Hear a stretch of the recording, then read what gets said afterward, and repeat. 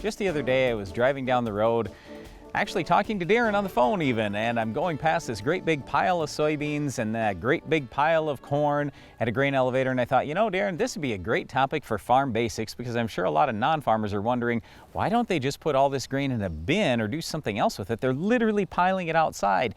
Isn't it going to go bad very, very quickly? Well, the other question may be, why don't they just leave it in the field? Why do they have to harvest it if they don't even have a place to put it? Because it seems like, well, if it's on the plant, it's got a husk over the ear, maybe the corn would be safer there than already off the ear and in a pile. Well, that one's a lot easier to answer. The farmer has to get it out of the field. Otherwise, what ends up happening is if the grain gets too dry sitting out in the field, then it just falls on the ground and you can't really recover that unless you want to put livestock out there to actually eat it, which most farmers don't want to do. All right, so the reason that they'll put it in corn piles is because there aren't enough bins. All the bins are full.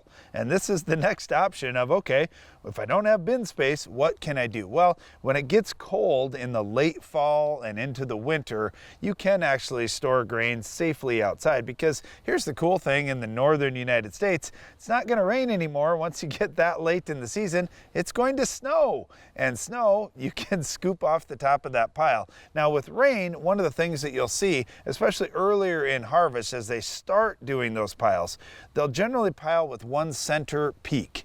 That way the water could run off, and corn piles to a large degree will actually shed water. So we won't see that moisture soaking in very far at all, more than just the top couple of inches. And of course, when you get sunshine and wind and other weather, you can dry that back out. The other thing that will commonly happen is there will be a base of lime or limestone, and the reason why that is so we don't have the grain sitting in mud. We don't want that. Another thing that a lot of companies will do is they'll put great big tubes at the bottom of where they want to have these piles, so then they can push air through the bottom, and then usually that'll go up a little bit as well. So anyway, there are a lot of strategies that grain elevators will use, but it basically all comes down to they don't want to spend the money on building more grain bins. This is a lot cheaper method of temporary grain storage. Now that's the important part here. This is temporary because they aren't going to keep those piles throughout the entire season in most cases. Now, if they are planning on keeping that, a lot of times you'll see tarps